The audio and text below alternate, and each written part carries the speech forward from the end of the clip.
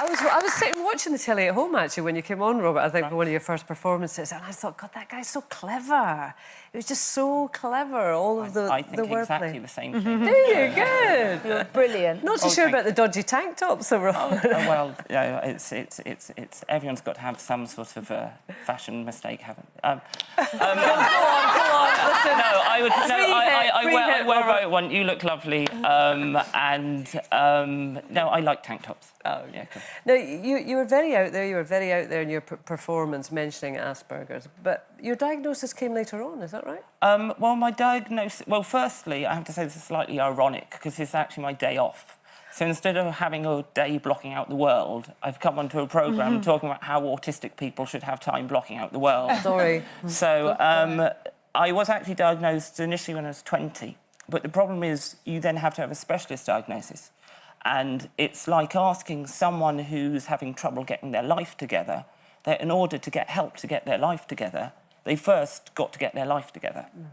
And it's vicious. You said that's interesting because you said in that when you first started, you had to get your diagnosis, you had to fill out a lot of paperwork, which in itself was just a nightmare for you. I at the time, because of jobs and because of everything, I was struggling financially. I was struggling with depression, with anxiety, with eating disorders, comedy, and I've gone through all of that sort of stuff. And then at the end of it, to get the actual official diagnosis, when I decided to want the official, it took 3 years because I didn't have a doctor. I had to get registered with a doctor.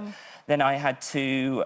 it's just, you know, it's just a massive headache. It was a phenomenally massive headache. Was it good to get the diagnosis, or well, it was good to... Because now I've got a free house. But, no. Was it a relief? No, was it a relief to find out? No, was it? Well, not for the person who used to own the house. No, was it? It was good to get the diagnosis. Well, what was brilliant, and this is why I didn't get a specialist diagnosis when I was 20, was because it was like a light in the darkness. Yeah. It was, everything was going wrong. It was such a... I grew up in the 80s, where sort of autism didn't exist. I was in a small town in the 80s. I didn't even know that being gay existed.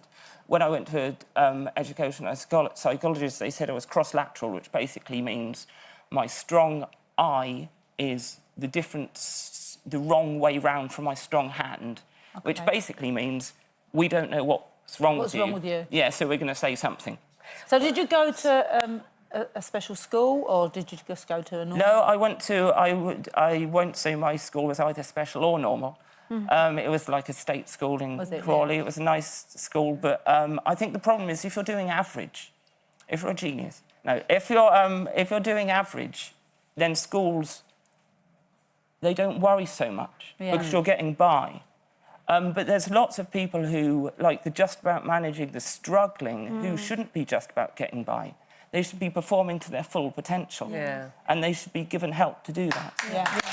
I want to ask you about comedy.